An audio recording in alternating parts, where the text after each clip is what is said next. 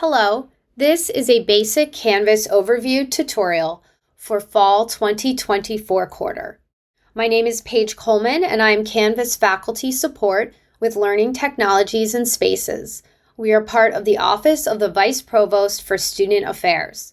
I'd like to preface this tutorial by saying if you have any questions at all, please do not hesitate to submit a ticket to canvashelp@stanford.edu.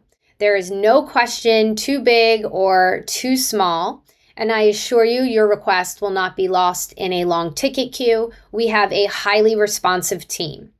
Again, that is canvashelp@stanford.edu. Let's jump in.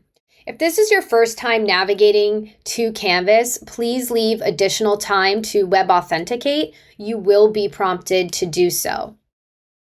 Also, canvas.stanford.edu works best in two web browsers, Chrome or Mozilla Firefox. Please avoid Safari if possible. When I enter canvas.stanford.edu, I'm immediately taken to my dashboard. At the very top of your dashboard, you may see these global announcements. Please take the time to read them. We reserve this space for pertinent information only. If you accidentally X out of a global announcement, this View Information banner will appear, and you can simply click on View and it'll bring you to your global announcement. You may also access global announcements from your Account tab, which is located on the far left-hand side of the screen in the red banner. This is your global menu. I'm going to click on Accounts. And I'm going to drag my cursor down here and click on Global Announcements. This is where you may view current and recent. While I'm here, I'm going to address a few other tools. I'm going to navigate to Profile. This is where you upload your own contact info, bio. You can include links if you'd like by clicking on the three dots on the far right side of the screen and clicking Edit Profile. You may also upload your own image, avatar, picture. The pencil icon appears once I drag my cursor over this image. Students have the same capabilities here. It is important to note that whichever image students decide to upload here, it is completely separate than the student's course ID photo on file with the registrar. I'm now going to navigate to Settings. If you draw your attention to the right side of the screen under Ways to Contact, my default way to contact is my Stanford email address. We highly recommend your default way to contact. Even if you add other ways, the default remains your Stanford email address. If it does not, it could create a barrier to entry for particular tools within Canvas. For instance, Zoom, or Collaborations, which is tied directly to your Stanford Gmail account. I'm now going to navigate towards Notifications. If you intend to communicate with students in your course utilizing Canvas, please make them aware of such. You can send them out an announcement, you can tell them in class, you can also make them aware in your syllabus. This way, students will know to drill down into your specific Canvas course and turn their notifications on so they won't miss anything. I'm going to scroll down, and for instance, if I place my cursor over announcement, I can see on the bell icon that it's set for notify immediately, but these are all the options available.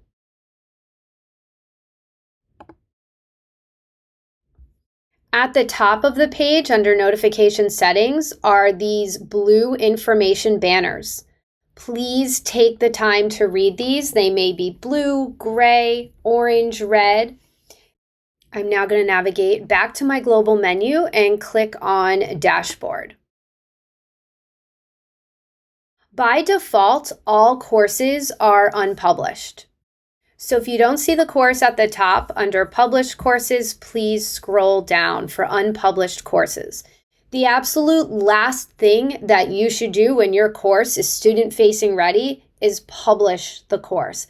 and I will highlight that at the very end of this tutorial.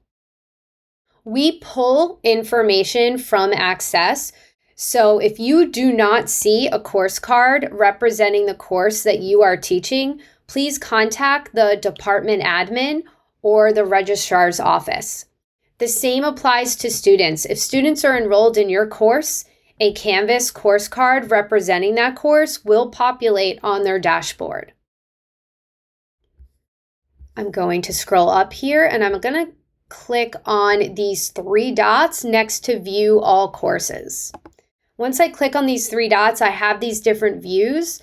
I find most instructors prefer the card view, but there is a list view. Many students view according to list. But you have the ability to switch back and forth between list and card view. Before moving on, I'd like to speak to the calendar in the global menu on the far left side of the screen. If you are going to rely on the calendar, it is important to select your Canvas course on the far right side of the screen under Calendars. If your course is not elected, then assignments and discussions and quizzes, and perhaps you've set up office hours utilizing the calendar functionality. If you do not highlight your Canvas course, those due dates and events will not appear on the calendar. Something else to note is that we do not recommend deleting an assignment from the calendar. For instance, if you delete this event, it will also delete the associated assignment, and the assignment will no longer be accessible through the assignment tool. I'm now going to navigate back to my dashboard. I'm going to scroll down here to my unpublished course, and I'm going to utilize the LTS Canvas overview session within this tutorial. One thing to note here, I'm going to highlight an image that we have added functionality to the Canvas course card. There is now an Add Syllabus button on the course card. It's visible for instructors, TAs, and course admins. The button will appear for official courses with an SIS ID and when no content has been added to the syllabus tool. Once the course is published, the button will be removed. Now, as soon as you enter a Canvas course, the default view is the syllabus tool. So whether you have a Canvas course or an external website, utilizing this syllabus tool in Canvas will help both prospective and enrolled students access course information. We highly recommend, as a best practice, add your syllabus first. There is one exception with the syllabus tool in Canvas, is that whenever you add content within the syllabus tool, it will be visible at syllabus.stanford.edu. So it's visible and accessible to all authenticated Stanford users with a valid SUNET ID, even before you publish that Canvas course. You do have the option to restrict syllabus access to those enrolled in your course, but it'll only work for enrolled students. And to learn how to do so, you would click this link, Learn How to Restrict Visibility, within this box. Now let's go through the workflow of adding a syllabus to this tool. You can add single file only, which is a quick and efficient way of adding your syllabus. You may also click the Edit Pencil icon, which is the same as clicking this Edit Pencil icon as well.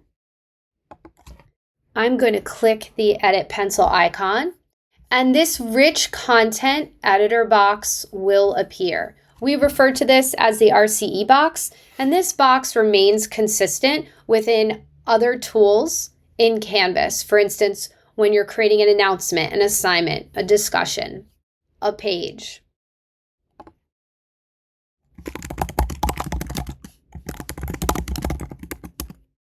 I'm going to type in the RCE box, but then I'm going to upload my syllabus. And I have all these options available. Once I click on these carets, I can add external links, I can upload images, I can upload media, and I can upload a document. I'm going to upload a document, which will take this document directly from my desktop. Course documents would be everything that you've already brought over into files, and we'll discuss that in a little bit. I'm going to upload a document. I'm going to click on the rocket ship. I'm going to find my fall 2024 syllabus, and I'm going to attach it. There's a lot of clicking, so please be mindful of that. I must then scroll down, and nothing is viewable, therefore publishable, unless I select usage rights. So I'm going to click I hold the copyright and click submit.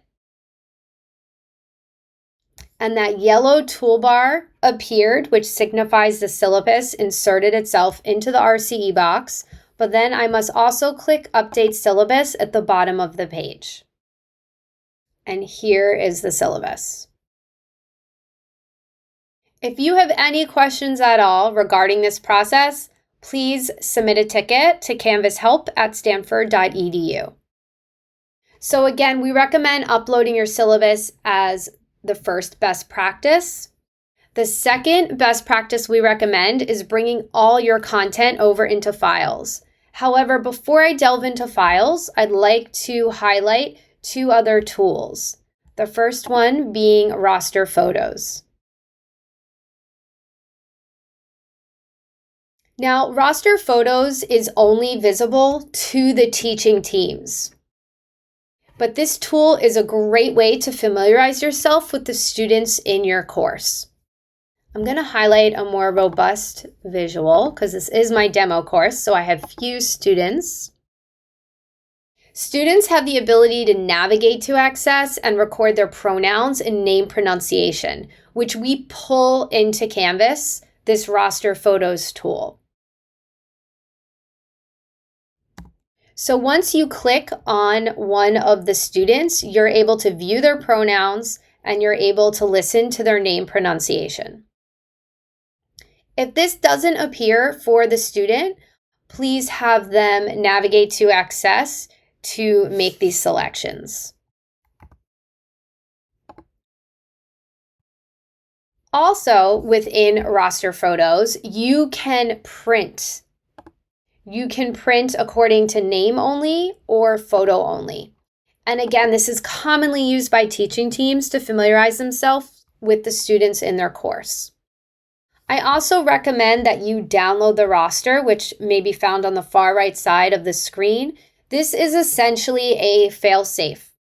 For when you download the roster, you're provided with a CSV file of the students' names and email addresses.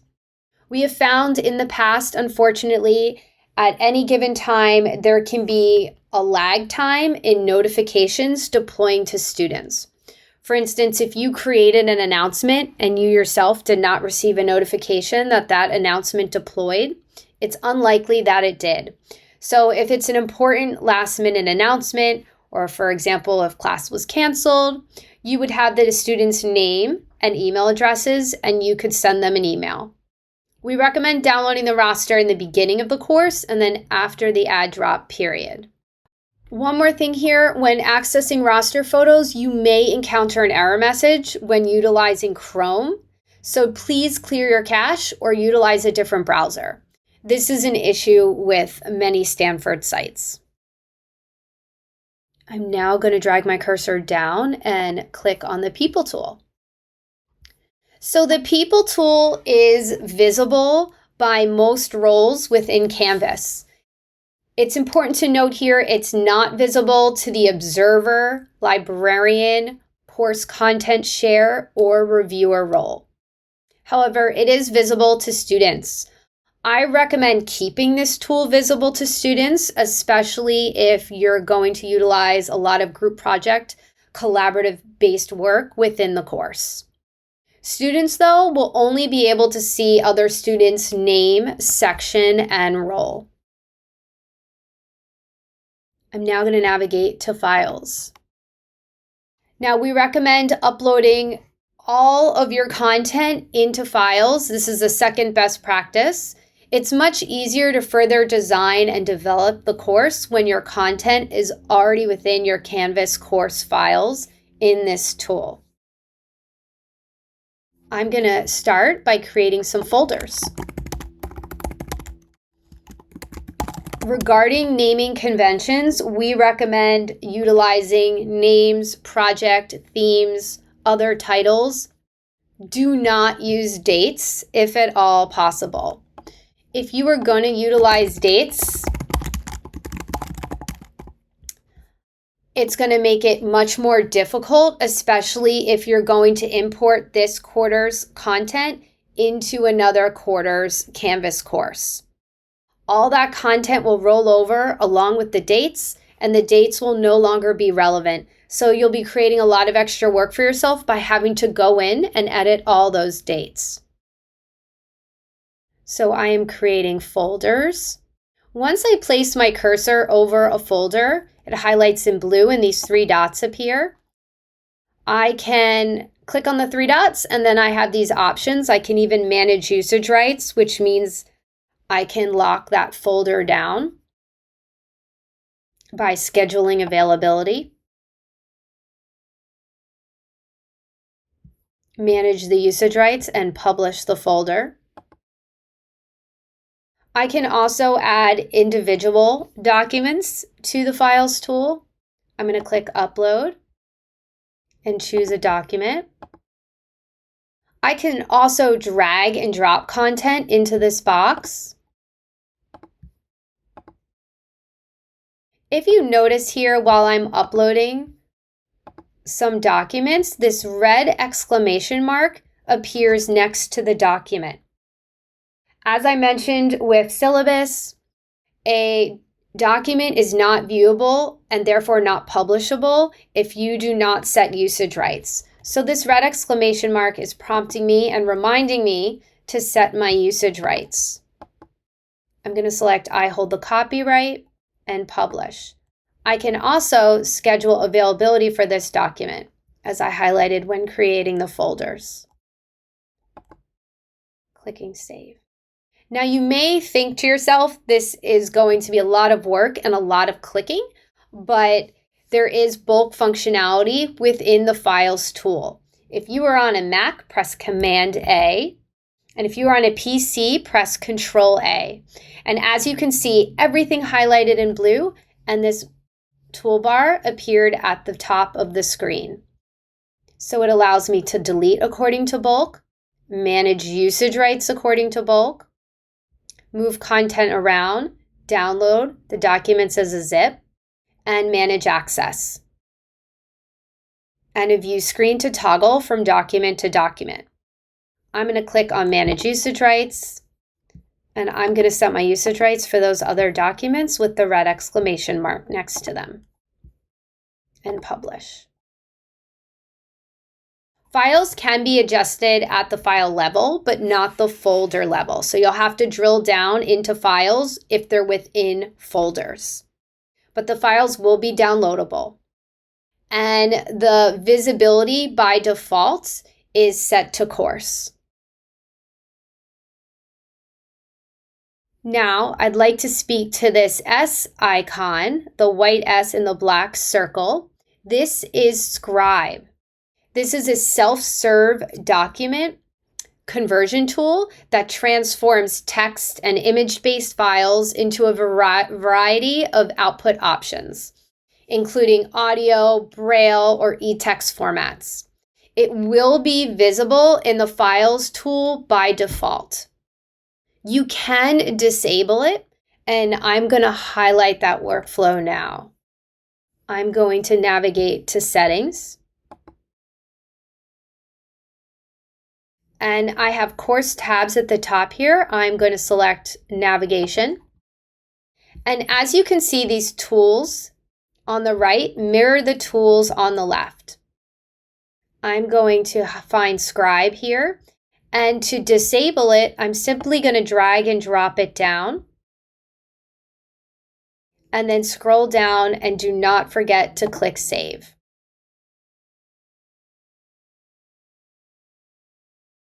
And we will revisit that workflow when I'm discussing discussions.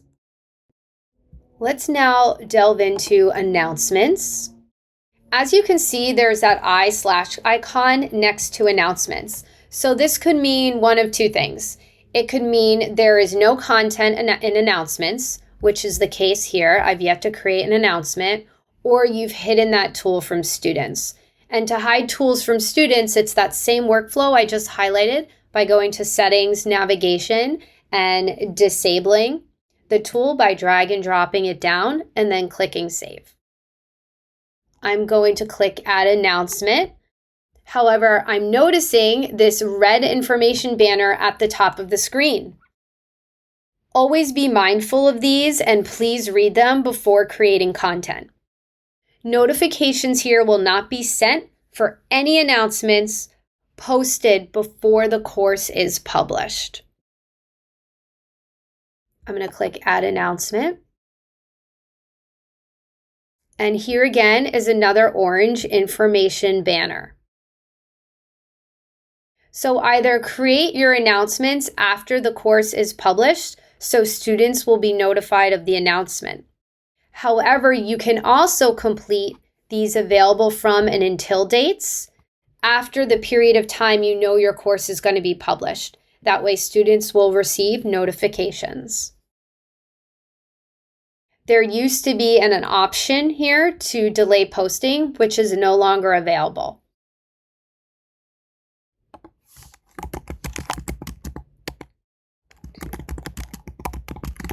You must enter a topic title.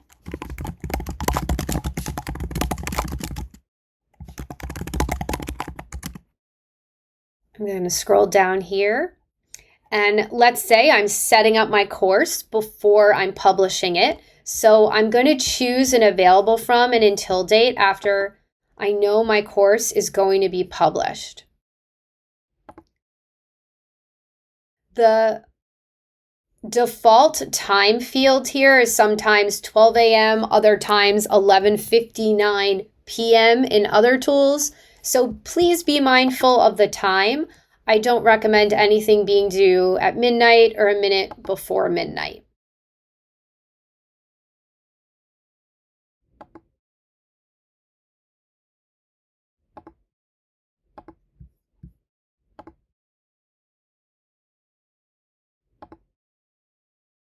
And I'm going to click Save. And then a blue information bar will appear, making me aware when this announcement will be visible. I'm going to go back to announcements, and I'm going to click Add an Announcement again. I'm going to scroll down here, and I'd like to speak to this P icon, the white P in the black circle, next to the Cancel and Publish button. This is Pope Tech, which is an accessibility guide. It's visible to students and teaching teams. It's used to identify and resolve accessibility issues, but it will consistently appear in the RCE, in particular below the RCE, next to the Cancel, Publish, or it could read Cancel, Save, Publish button whenever you're creating new content within the RCE. I'm now going to click back on announcements. These three dots will appear to the right of the announcement, and when I click on those three dots, it will allow me to delete the announcement. Up here next to announcement, I can mark all as read. I'm going to click back within the announcement I had created, and if I click these three dots within the announcement, I can mark this particular announcement all as read or unread. I can edit from here, delete, send to, copy to. Now let's delve into discussions. So discussions is the best place for students to share files with each other. Also important to note here that discussions has undergone quite a few changes over the summer. It is now called Discussions Redesign. Instructors and students will experience a new look and feel when viewing discussion threads. The redesign will also add new functionality to discussions as well. There is a detailed discussion redesign tutorial at gocanvas.stanford.edu. On the instructor page, it's about 39 minutes long. So if you utilize discussions in the past, I highly recommend watching the redesign overview tutorial. We really get into the nitty-gritty of all the user interface changes, the functionality changes and updates, as well as feature loss.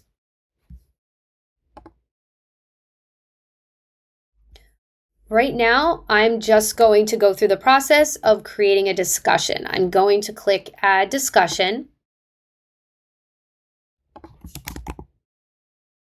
I must complete a topic title. You must also add content within the RCE box.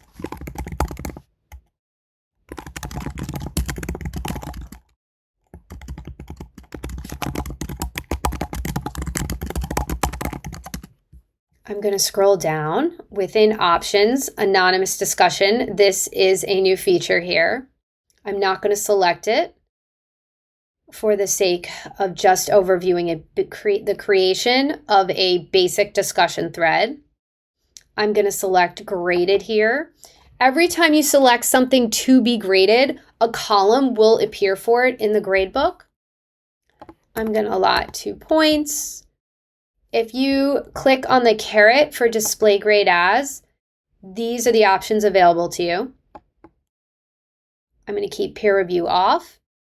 And the Assign To box is under Assignment Settings. Whenever you create something to be graded, I highly recommend utilizing due dates because these dates will appear on the student's Canvas dashboard under the To-Do column. So it's a very helpful reminder for the students. I'm going to select a due date. Now, within these fields, if I only complete the due date, that means students will be able to view the discussion title and header and click on it at any time. They can even reply to this discussion after the due date, and the reply will appear as late in the gradebook. However, you can lock it down even further by completing a available from or until fields.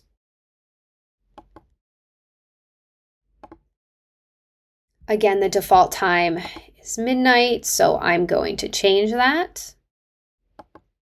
We also recommend the until field being consistent with the due date. And that includes not just the date, but that also includes the time. I'm going to scroll down and click Save and Publish.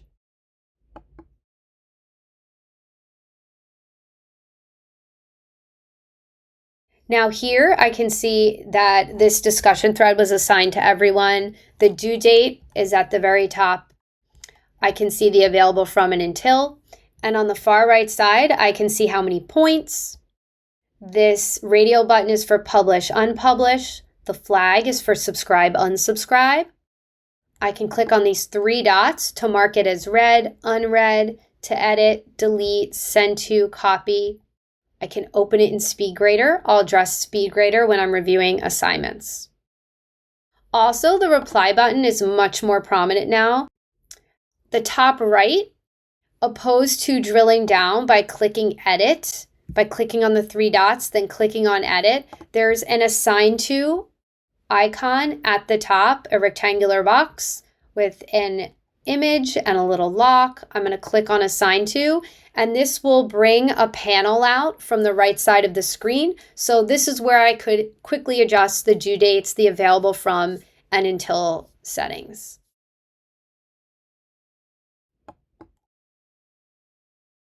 If at all you have any questions regarding discussion redesigns, please submit a ticket at canvashelp@stanford.edu. If you intend on relying heavily on a discussions tool within your Canvas course, we do offer a much more robust discussions tool called Harmonize. It is in your course by default. So I'm going to look at my tools on the left side. I'm going to scroll down and look for Harmonize. I don't see it, which means I must enable it. So I'm going to scroll down, click Settings. I'm going to navigate to the Navigation tab at the top of the page. I'm going to scroll down to view my other tools that are disabled, and here I can view Harmonize. I'm going to drag and drop Harmonize up. I'm going to place it under Discussions. But I can't forget to scroll down and click Save. I'm going to click Harmonize. I don't have time to fully delve into Harmonize now, but it is much more robust in the sense that students can upload multiple types of files directly within posts and can easily record audio and video comments. Students and instructors can also annotate on posts. They can collect and grade work directly through Harmonize as well, because it's fully integrated with SpeedGrader. I'm now going to speak briefly to EdDiscussion. We have a Canvas integration with EdDiscussion. This is a question and answer tool. It's an online communication tool used to facilitate asynchronous and synchronous discussions in a course. We do recommend utilizing EdDiscussions. There is also another Q&A tool being offered, which is Piazza. But if you're interested in utilizing EdDiscussions and would like to learn more, please submit a ticket to canvashelp@stanford.edu. I'm now going to delve into assignments. So whereas with discussions, that's one of the best places for students to share content or files with each other, assignments, this is the best place for instructors to collect work and grade content from students. I'm going to click Add Assignment. Let's call this the midterm.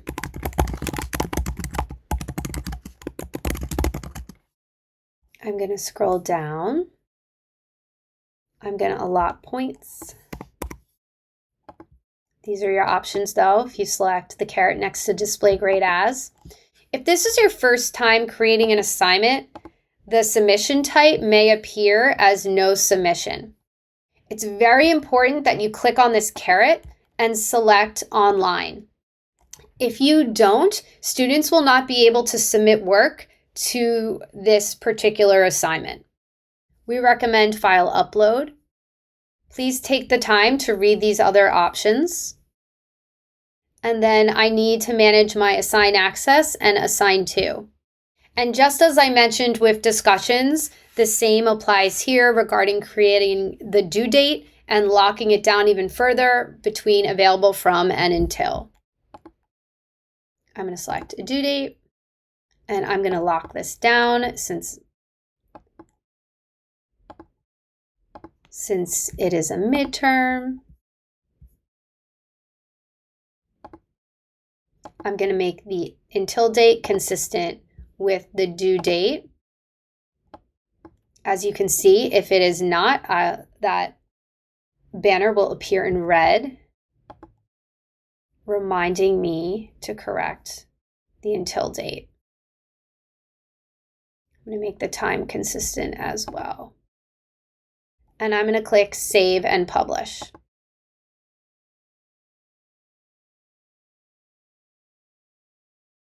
And if I need to change the Assign To fields, this new Assign To icon is visible here as well, just like it was with discussions. Once I click Assign To, this panel will appear on the right side of the screen.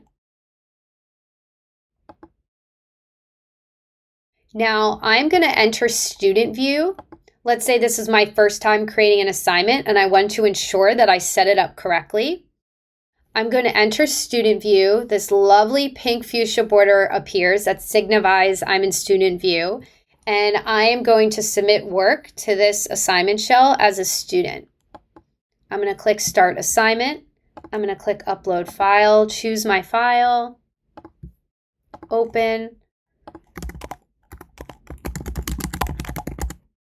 submit assignment. And once it submits on the right side of the screen, in addition to the lovely pink confetti, I am provided with the document I submitted and other details such as the time. Do not forget when you're working in Student View to leave Student View. I'm now going to click Leave Student View. Now let's say the time has come and gone and we're past the due date and hopefully most students have submitted their work to this assignment shell. I'm now ready to go in and grade. I'm going to utilize SpeedGrader. This is how submissions will be graded. I'm going to click SpeedGrader under Related Items. And this red information box appears. Multiple graders should not grade the same assignment at the same time. If you have a large course, I would recommend scheduling times with all the different graders. That way work will not be overwritten. Comments will not be lost. I would like to mention Gradescope really quick here. Gradescope is another grading platform. STEM courses like to utilize Gradescope. Also, large section courses favor Gradescope, and those with multiple graders. Gradescope also offers much more robust rubrics. We do have an integration, and there is an upgrade to that integration coming on September 3rd. We will be integrating to the latest LTI 1.3. For more information regarding Gradescope, please submit a ticket to canvashelp@stanford.edu. I'm going to close out of this information box. And here's where I'm able to view the student's paper submission. I can leave comments directly on the paper. I can highlight content. I can also cross content out. It's easy to annotate directly inline text here. I'm now going to speak to the panel on the right side of the screen. You can leave comments here as well. Once you leave a comment by entering your comment and then clicking submit, students will be notified via a feedback indicator that they have a comment on this particular assignment. You can also leave audio comments, media comments, and attach documents here as well. Now I can also leave a grade directly within this panel under assessment. Once I entered the grade and clicked enter, this oblong circle appeared with the word hidden in it. And if you draw your attention to the top left side of the screen, there is an eye/icon. So these two icons, the hidden oblong circle and the eye/icon, mean that the posting policy by default is manual. So what does that mean? That you would go through and grade all the students. The top right, you would toggle by clicking the arrows from student paper to student paper and enter their grades. However, those grades are for you to see. They have yet to deploy to all the students. You must post grades to deploy to all the students. And you can do that one of two ways. You can click on the eye/icon and you can select post grades. However, I prefer posting grades from the gradebook because you have a more holistic view of those in your course. Perhaps some students have yet to submit their work. So let's navigate back to the gradebook. I'm going to find grades and click on grades. And now I'm going to scroll over and I'm going to look for this particular assignment called midterm. I'm reminded the posting policy is manual and grades have yet to deploy to students because there is an /icon. There's more information regarding the manual posting policy within this red information banner at the top of the screen. Now I can click on these 3 dots. These 3 dots will not appear until I place my cursor over the assignment title. I'm going to click on the 3 dots, and this is where I would post grades. I'm now going to click Post Grades, and I would click Post. And a green success banner will appear at the top of the screen. Now, if you do not want a manual posting policy, you can change the posting policy to automatic.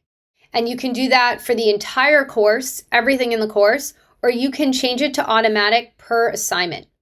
To change it to automatic per assignment, you would place your cursor on that assignment title, click the 3 dots, scroll down to grade posting policy, and here is where you would switch it to automatic. If you'd like to switch it to automatic for all the content in your course, you would click on the gear icon at the top right side of the screen and navigate to grade posting policy and switch to automatic, and then scroll down and click apply settings.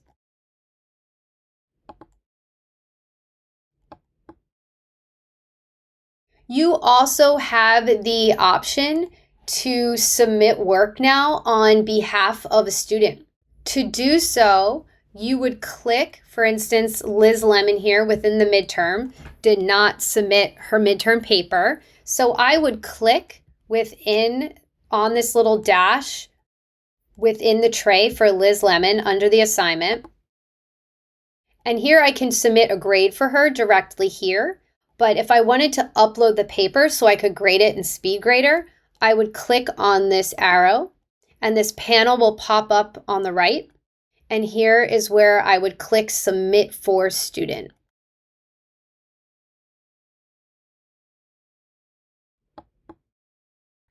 We also recommend setting course and assignment posting policies before entering grades. I'm going to now review the enhanced gradebook filters. I'm going to click on the gear icon again, and I recommend before the class begins or before you start grading, taking the time to go through and looking at all these options and setting up your options. So within gradebook settings, I have late policies, grade posting policy, advanced, and view options. Now I'm going to drag my cursor to the left side of the screen, and you can also apply filters. I'm going to click on Apply Filters. Please take the time to look at these as well. Sections, student groups, filters for status, submissions, start and end dates. Another important note here is that grades don't manually or automatically push to Access at the end of the quarter. So if you've completed all your grading in Canvas at the end of the quarter, you then have to go to Access and manually input all of the grades there. You can modify your Canvas gradebook export for import into Access. The grading scheme must be set up so students have a letter grade, and you would go to Grades, Actions, Export Entire Gradebook.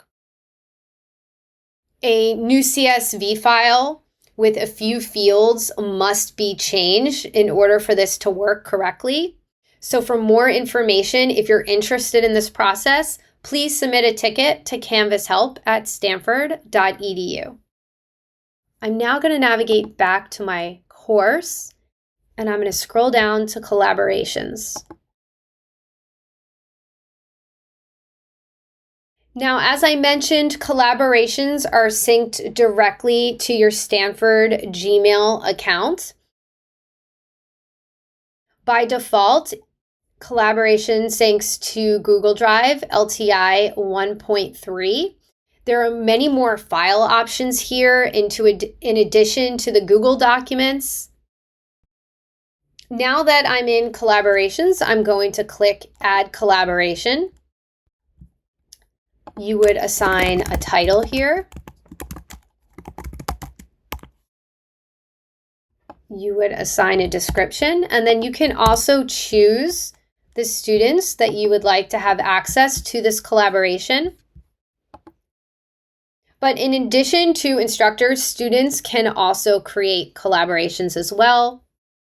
You will view this pop-up screen for Google Drive and click Create, and then your collaboration will be created. We are now utilizing collaborations through Google Drive LTI 1.3. There are more options here in addition to Google Documents. Class members can collaborate on Google Sheets, presentations, forms, drawings, and sites, and all the students would be added with one checkbox. So for instance, when I find my Google Doc and I open it, it will just be a blank Google Doc.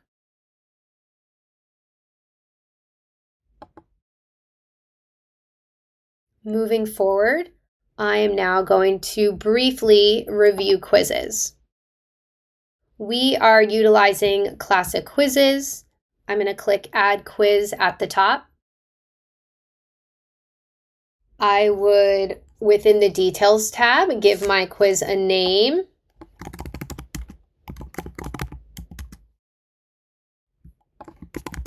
I must have content again in the RCE box.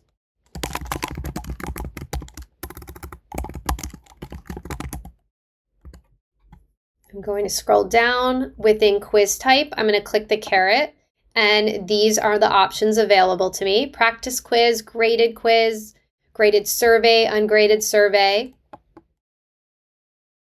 Please take the time to read through all your options and be mindful of the best options, the best fit for the particular quiz you are creating. I'm going to scroll down and complete my assigned to fields. I'm going to select a date. If you are not going to complete available from or until, please still select the due date. I'm going to click Save. I'm reminded that it is unpublished by this red banner at the top. Again, here's the assigned to icon. I'm going to click the Edit Pencil icon to start building out my questions. I'm going to click the Questions tab next to Details, and then I would select New Question. And next to Question, I can give this a question name, but when I click on the caret next to Multiple Choice, these are all the question types that I have available. And then you can assign a certain amount of points, scroll down, and choose your answers and incorrect prompts if you are utilizing multiple choice. Do not forget to click Save and Publish.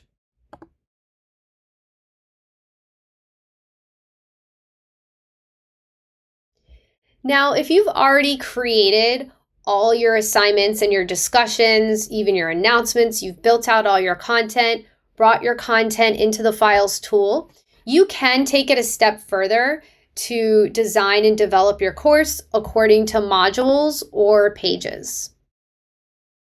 Modules creates a seamless learning path for students. There is a new user interface for Add Module and Edit Module, which I'm going to highlight now. The user interface workflow is slightly different. I'm going to click Add Module at the top right,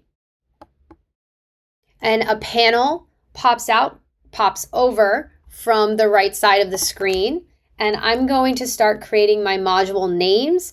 These are your module titles or headers. Just like with the Files tool, when you were creating folders, I recommended making that consistent with your syllabus. The same applies to modules. I would actually look at my syllabus as I'm building out my modules. This panel appears from the right side of the screen. You can also add prerequisites here. And I would just keep building those out.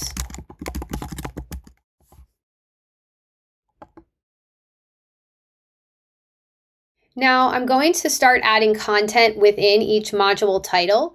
I'm going to bring my cursor over that title and click the addition symbol within that title. And then for add, I'm going to click on the caret, and this is all the content that I can add into my modules. All the content I've already or mostly have built out in the course. I'm going to add a file to my welcome to, and I'm going to upload my syllabus. I'm going to scroll down, and now I'm going to add content into week 1, unit 1.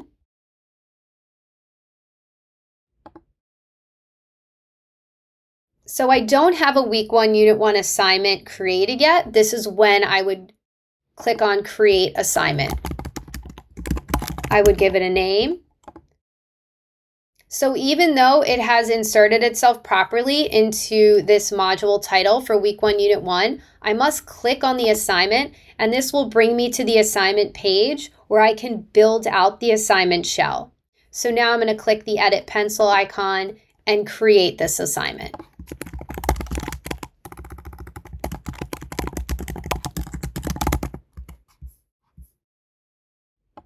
Submission type must be online, file upload, and I'm going to complete a due date.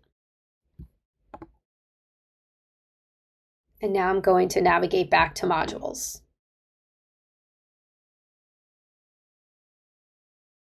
Now, a few important things to mention when publishing and unpublishing content. As you can see, the syllabus is published within the Welcome to module title. However, it won't be visible to students because the module title is not published. So the module titles must be published to view the content within that module. So when I click on the caret next to the circle icon that's grayed out, these are all my publishing options. So please take the time to read through these and be mindful of how you're creating content visible for students within this module layout. I'm going to publish module and all items. And the same with week 1, unit 1.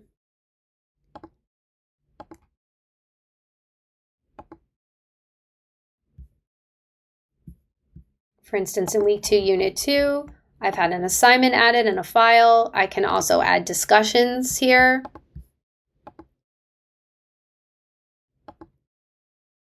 I can add URLs as well.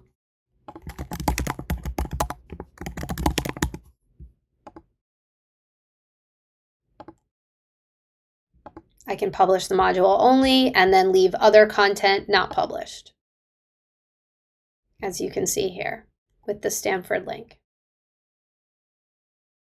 If you intend on utilizing modules to organize all your course content, you can change the homepage. So opposed to the default view being syllabus, you would click on Choose Homepage on the far right side of the screen under Course Status and click Choose Homepage and select Modules and save. If you're also going to utilize modules and bring all your content over into a module learning path, you could hide some of these tools on the far left by navigating to Settings and Navigation and drag and dropping them down if everything accessible within those tools will be built into the module learning path. It's just an additional way to clean up the course and to avoid all this extra clicking on the student end. They wouldn't be clicking around in these tools, they would only be looking within your module learning path. I'm now going to navigate to Pages. Now, in addition to modules, Pages is another way to organize content within your course. You would click Add Page, And you could put all of your content into a page for the entire course, for a week, for a project, maybe a particular unit.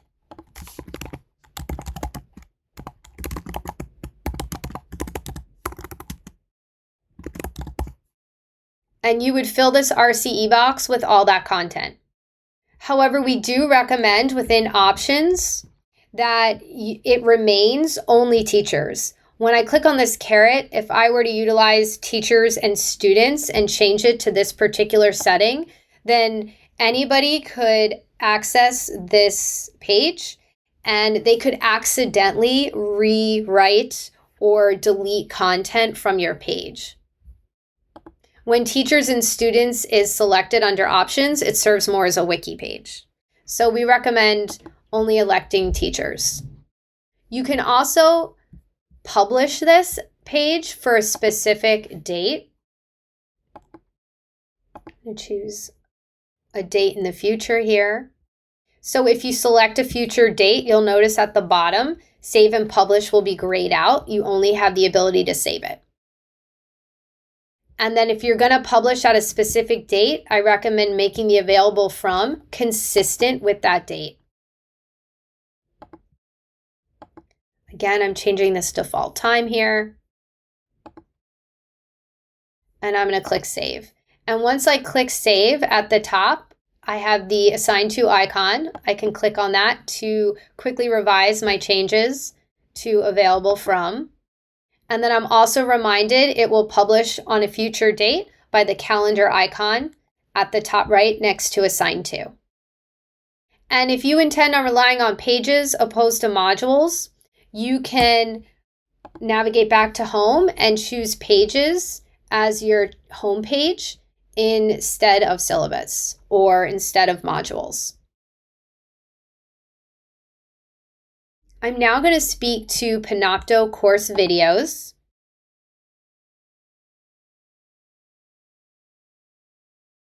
The Files tool has limited space, so we recommend uploading your video files here.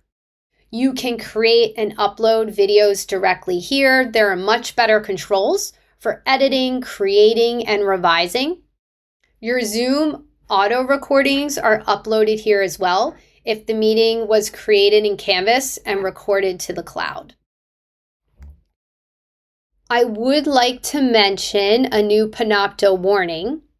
I'm going to highlight an image. If this is your first time navigating to Panopto, you'll view this Panopto warning. This warning screen will prompt you to check your understanding of Panopto recording availability prior to proceeding. For more information, click Review Panopto according to availability at the top of the page. If you have any questions at all regarding this new Panopto warning screen, please submit a ticket to canvashelp@stanford.edu. There will also be a Zoom warning screen now when you enter Zoom. Just like with Panopto, if this is your first time navigating to Zoom, the screen will appear and you'll be prompted to select course visibility preferences. Please read the warning and select the one you'd prefer. And if you have any questions regarding Zoom warning, please submit a ticket to canvashelp@stanford.edu.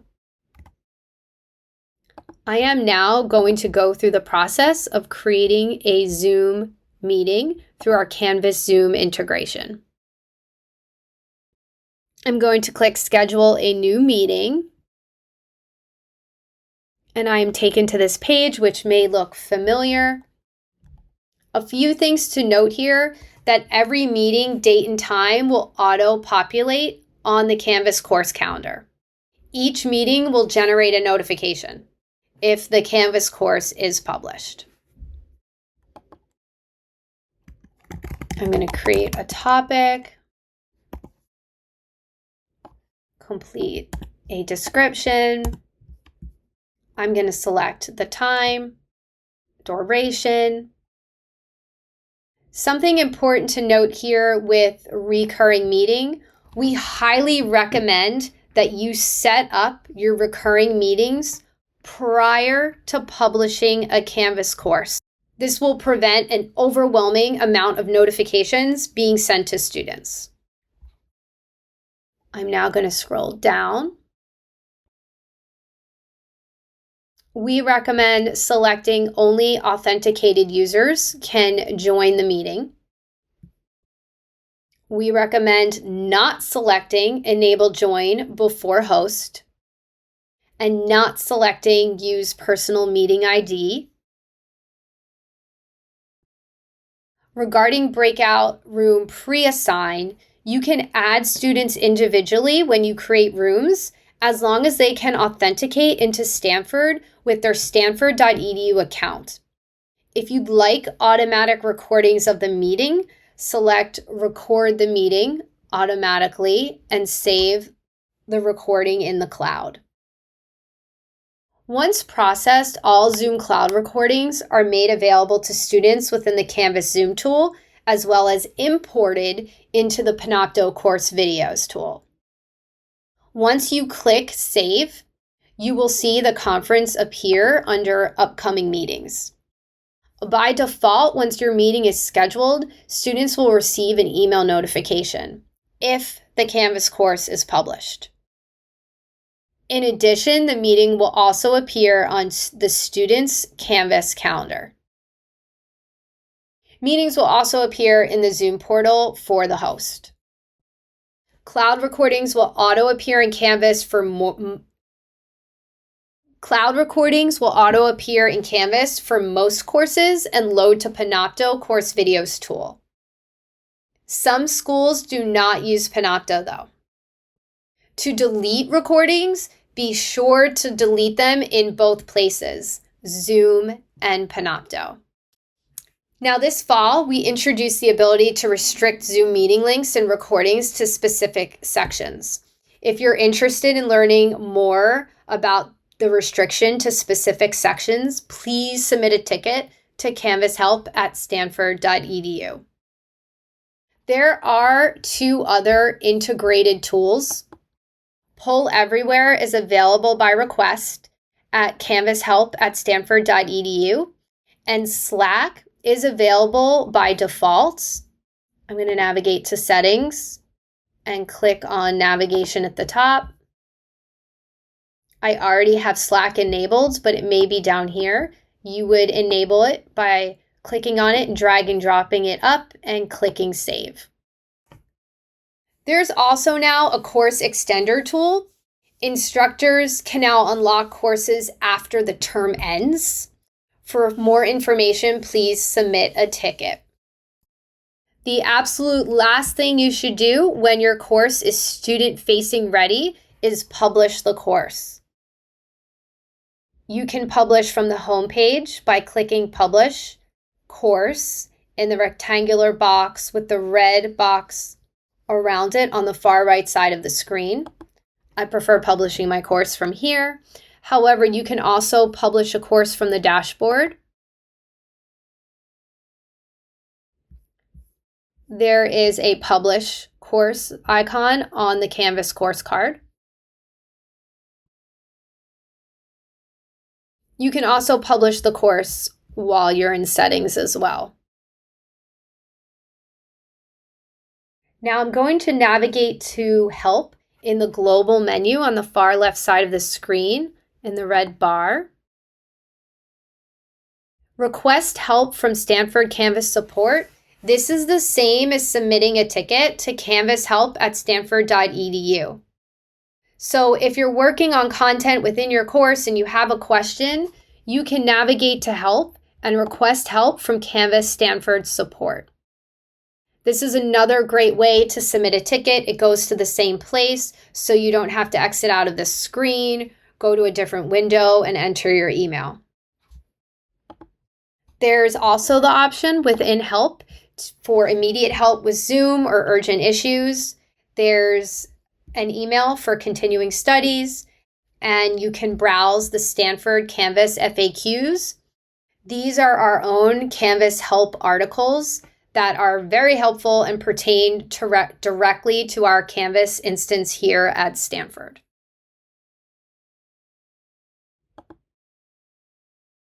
I'd also recommend that throughout the quarter, you take a look at gocanvas.stanford.edu.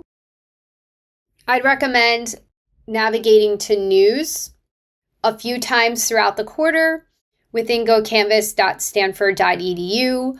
We frequently publish news articles here or other Canvas updates that will pertain directly to the work you're doing within Canvas. And if I leave you with one thing, if you have any questions at all, again, there is no question too big or too small. Please submit a ticket to canvashelp@stanford.edu. I hope you have a lovely fall 2024 quarter.